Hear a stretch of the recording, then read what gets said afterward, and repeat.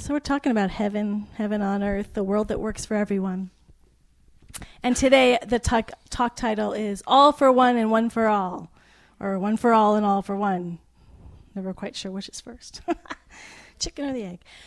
It was funny though, I just rewrote it without thinking about it in my notes. All for one, one for all, God for everyone, everyone for God. And it wasn't until much later that I realized, oh no, they mean the individual, but I just saw one and thought God. So I like that. God for everybody, everyone's for God. And what would happen if we really believed that and really lived that? That we really saw whatever blessing we wanted for ourselves, for all people. I've mentioned this before. It's one of my favorite things about Ernest Holmes. And you can see it in throughout his writings, but especially in that 365 Science of Mind days where he has something written for every day. The thing that he does over and over, and it hits me because so few people do it. He will affirm something, he'll talk about some idea, and every time he goes, and when I know this for myself, I know this for everybody has this. And he rarely ever talks about anything that he wants for himself or for the people in his life that he then doesn't follow it with, and I want everybody to have this. This is true for everybody, and he's always throwing out the blessing to all beings. And immediately you start to feel the abundance. We talk about this infinite God, but sometimes we still feel a little scarcity. So we're praying for ourselves or we're praying for our friends, but it's like we have to get it. And we're not quite sure if there's enough to go around for everybody. And we don't really believe that, but if we start praying for it, you might start to feel the scarcity, like there's only so much good to go around. There's only so much health if we're praying for health. There's only so much love. And so the beautiful blessing in this idea of one for all, God is for everything and everything is for God, is that there's enough for everybody. So, and that everybody is unique. That it's not that this bland, we all look the same. So Ernest Holmes uses this analogy of, let's say there was 250 acres of land, and the land was parceled out. So everyone had their little 5 acres of land. He said everyone's going to plant different things on their soil. They're going to have different crops. That little plot's going to be unique and different. So you have 250 acres with all these different expressions, plots, things that have been planted, but the soil, that which is underneath, the source, is always the same. So there's the unique expression, but the source is all the same. And that's what we're doing when we're praying and blessing for everybody, is to recognize that even though there's all these unique people in our lives that often, and especially the people who are closest to us, they're special, they have a hold on our heart, but the source of those special people in our life is the source of everybody. And what if we prayed for every single time we sat down and prayed? Someone says, I just got a diagnosis of cancer. Please pray for my perfect health. And as we pray for them, then suddenly we pray for all people to be free of cancer, to be all people to have that perfect health. What if someone says, I don't have enough money to pay rent. Can you please pray for financial good? And I pray for them not only to have their rent, but for all people to have the money to pay for shelter, for the place to live. That every time we are asked for prayer, or we are of ourselves start praying for someone in need of anything, including ourselves, that at the same time we include everybody. Doesn't that already shift us into an incredible feeling tone of heaven on earth, where the good is not just limited, it's for everyone. We start to feel that abundance of good, and we can start living from that abundance of good. So that's my very first invitation for you this week, is to walk out into the world, as Michael Beckwith would say, to be a mobile blessing unit. Bless everyone, everywhere you go. No limitations. Assume that everybody is your friend. Now, there are people sometimes we have to have healthy boundaries where they are unhealthy people. But my experience is that's a very small number of people. It doesn't mean we don't bless them. We just bless them from a distance. We just don't invite them close. But I've moved around a lot in my life, and somewhere along I was actually very shy and introverted, and somewhere along the line I made the decision I was just going to assume everyone was my friend. So anywhere I go, I just start talking to people like we're friends. And even if I don't talk with them, I just assume there's an underlying friend. That is what it means to be one for all for one, that everywhere we go is our human family. I don't need to know you. I've never seen you before, but I trust that there's an inherent friendship that exists between us because I know that which sources you and that which sources me is the same source. And I'm actively practicing in that, and that you want my highest good as much as I want your highest good. And what a difference in life if every time we walk into a store, if we're on the BART, whether we're on the freeway, or the cars driving by us, these are all people who are for me. And I am for them. I am for their highest good. I want nothing but the best for them, and they want nothing but the best for me. I go into my workplace and hold that. I hold that in my home, in my family life, that even though, we'll get into the challenging parts of it. We'll just start with the blessing part of it first. So the homes, the work life, the spiritual community, anywhere where we're with anyone besides just ourselves, including our head. We're with a lot of people with just in our interior world, aren't we? They're all passing through. Blessing, blessing. I remember Reverend Joan used to say, and I love this, are people safe in my thoughts? When those people cross my mind, are they safe with what I'm thinking about them? Our interior world is powerful too. All for one, one for all. We bless all beings. And I'm going to take this on too. It's something I want to expand and grow in as well, because there's something so joyful about it, so delightful about it, to be in a constant state of blessing of everybody, as well as the people that I know and love, and feel their blessing for me. It is a giving and a receiving. And sometimes it is a little bit of a challenge. So we have people in this planet who have stepped forward to be a voice for those who don't speak up. So we have the poor people. We have Jesus, easy ones, Jesus, Gandhi, Martin Luther King. He just had a birthday on the 15th. We celebrate it tomorrow. Malala, most recently. These are people who stepped up and said, these people are not being treated equally. They're not being treated fair. We're not saying it's all good. It's not a world that works for everyone. We've marginalized this group of people. And by standing up, Jesus was crucified, and Gandhi, King, and Malala were all shot. Malala fortunately survived, but that's how scary it is. That's how much this feeling of lack owns us. That's why we're not in heaven yet, because there's a lot of fear still. There's not enough. You cannot allow that good for those people because it's going to take away my good. And that's why I'm inviting you, as you're going around blessing everybody, every time you say a prayer for someone, you're blessing everybody. Notice when I notice when the lack starts to fill up, there's not enough.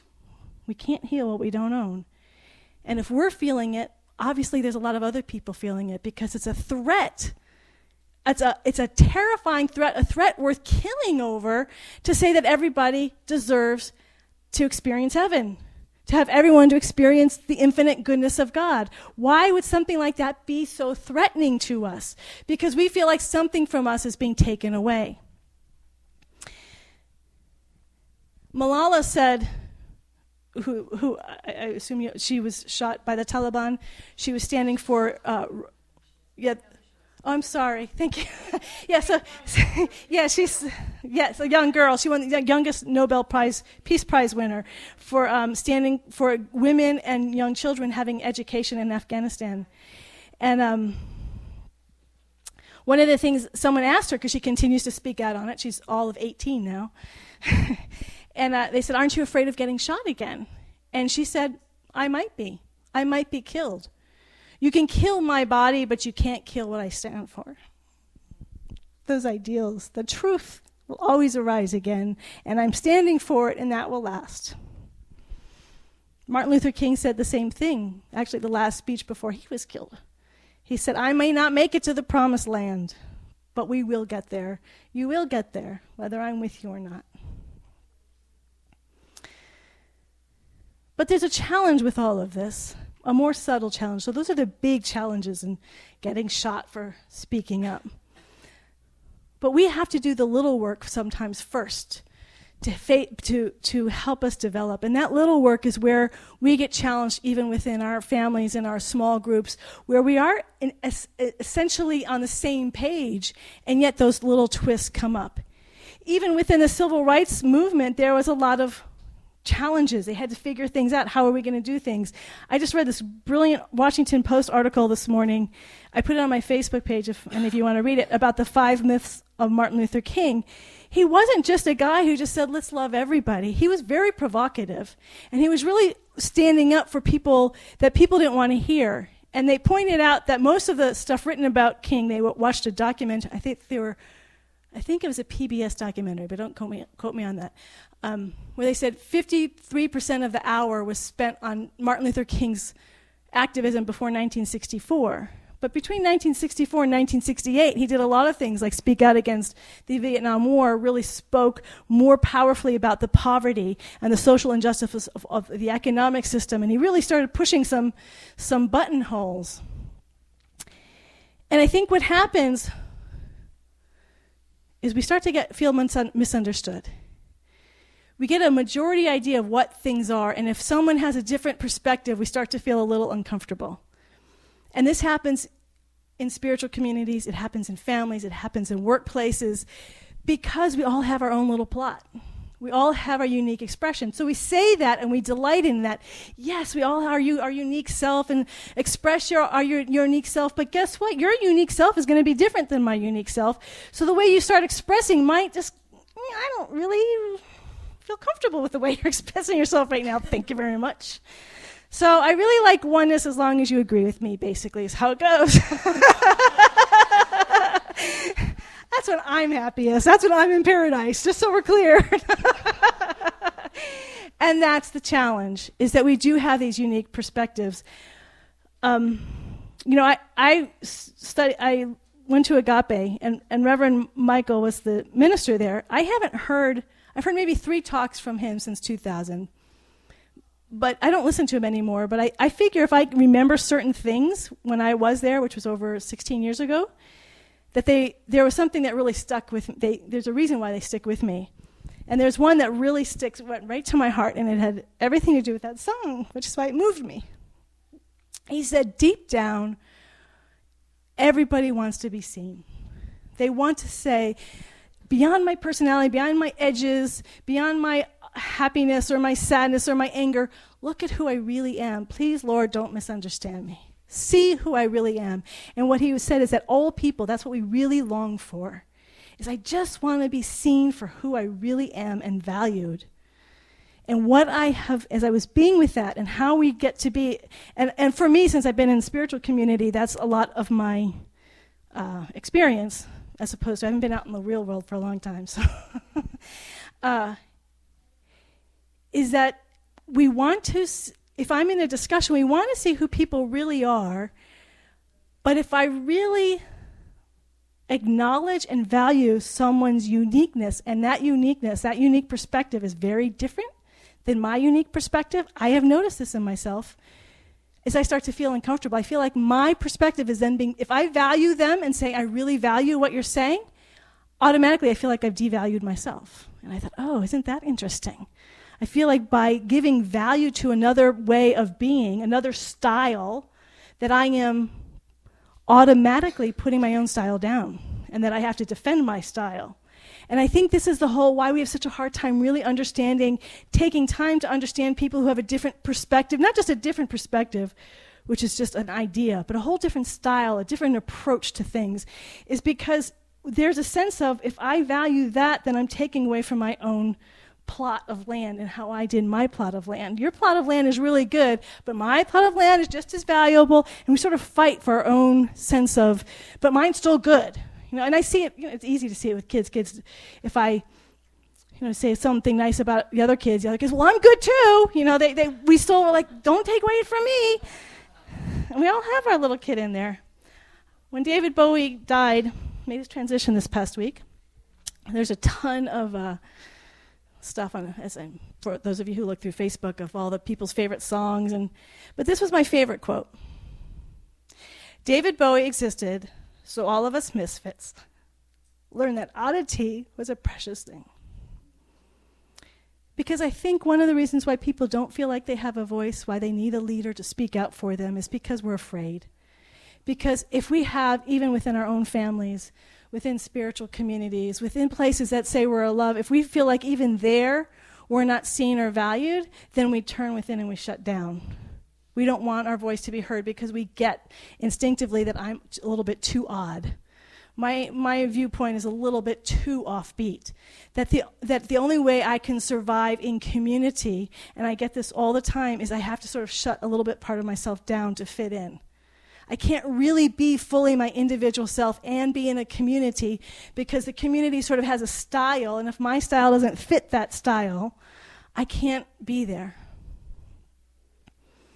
So this is work for all of us, whatever our communities. I know all of you, in your work life, there's so many different dynamics happening, so many different styles within work, because you don't even necessarily have the same value system.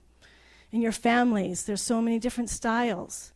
How do we honor each other's styles? How do we value it and not feel devalued? I don't think there's a simple answer other than willingness, that I'm willing to stay in that struggle with you. I heard, I get so frustrated sometimes with NPR because I hear these brilliant stories, but it's when I'm driving, so I only catch a tail bit of it. And there was this great story that was so perfect for this, but I only heard a tail bit of it, which was it was a ballet company and a different type of dance, and I actually pay attention to dance, and this was a type of dance I'd never heard of. But it sounded like hip-hop, so I'm going to use hip-hop. That was not the form, but it sounded just like that, so... there were these two companies, and they were coming to dance together for some program. And they were talking about how different their styles were. They said ballet from not just even the dancing, the actual warm-ups. We have a very structured warm-ups. Here's how you warm up. This, here are the rules. And this other type of style is like, we don't even have that for warm-ups. You can just do whatever you want. Ours is very much improvisation, feel good. Now, there's a lot of times where like a ballet dancer is challenged in shows to dance hip-hop, or hip-hop dancers challenged to dance like a ballet dancer. But what was interesting about this is they weren't asking them to dance each other's styles, but to find a way for them to come together and create together. So you have two completely opposite styles. And what they talked about is that there was a lot of struggle and some judgment about the other person's style, like it's too loose or it's too rigid. And they didn't know how to, they was just like clashing, but they kept at it, they kept working. And she said it was amazing that there would be these moments when the music would go on, and they said because they had struggled so much together, they had started to really feel one another. And they could dance. She said it was something you can't even explain what would happen because they were transcending their styles to touch that place where they were connected. The energy of pure dance that was transcended of any one style, and they would feel into each other and that dance. They said the dance was something you can't even begin to explain, to have them working together. And they don't know how they did it intellectually, but it was the willingness. It was the willingness to just keep at it and say, not to pretend there wasn't a struggle.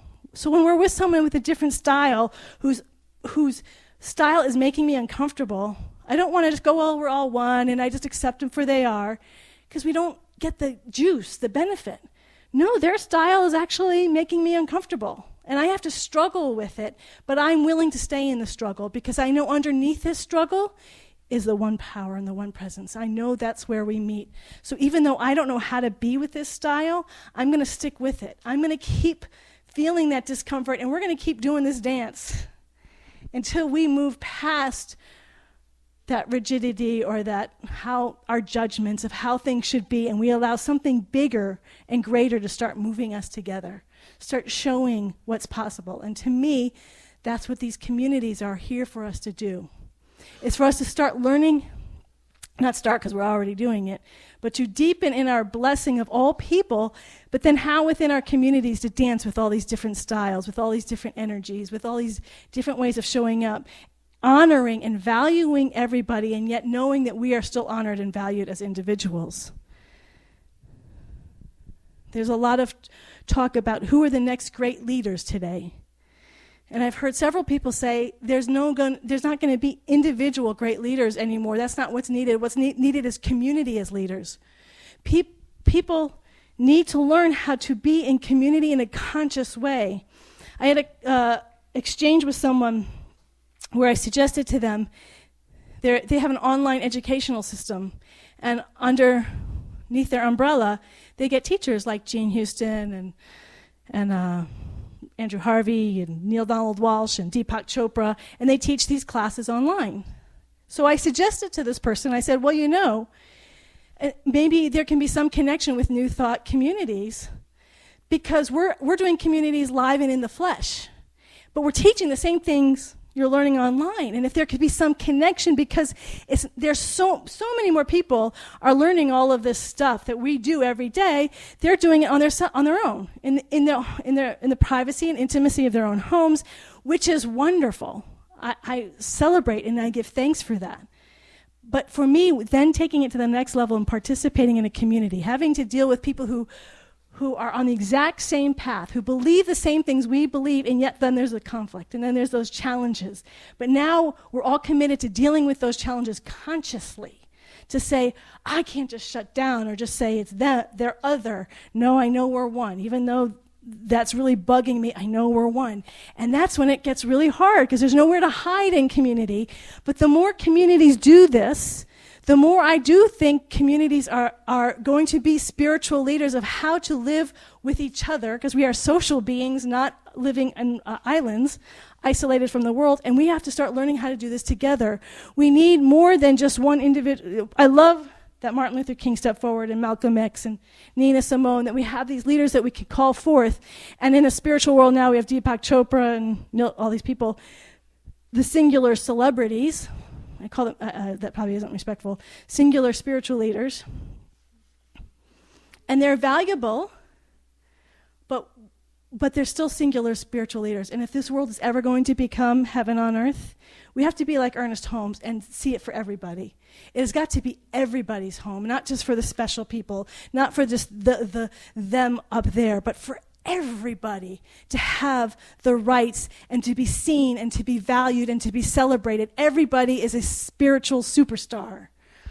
You are all a spiritual superstar. Everyone here is a celebrity in God.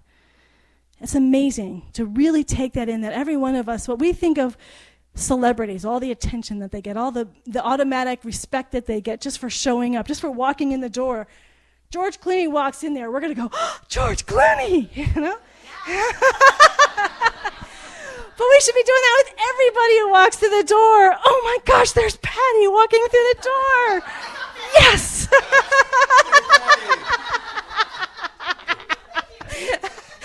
We're all spiritual celebrities in God's eyes, and it's sometimes so hard for us to conceive, but that's what we are here to do, is to celebrate everybody, where everybody is special. Everyone's unique style is seen, valued, uplifted, and praised and loved with passion, with the same passion. I just thought of that. I'm sorry. I was in a practical mysticism class, and we were in this group, and we had to pick who our mystic was going to be that we were going to study. And I did it as a joke, but so people were going around picking mystics. And it happened to be the year that Brad Pitt was Sexiest Man Alive. So I just pulled out the People magazine. I said, I'm going to use Brad Pitt as my mystic. And the funny thing, though, was the energy that came at me. Oh, yeah, he's great. Yeah. I was like, I was kidding. I wasn't serious about it. It's amazing the energy we invest in other people, isn't it? They're special, and what if we did that with everyone? Just invested so much love, so much, wow, yes, that is awesome. That's paradise. That's fun. That's loving everybody, and that's why I get such a joy out of reading someone like Ernest Holmes, because I feel it in him. He's not just saying words. I feel he's like, everybody is this great. Everybody deserves love. Everybody deserves abundance. Everybody deserves health. Everybody, no limits, no walls, no limitations. Everybody. We carry that in our heart. And we do that in the big picture.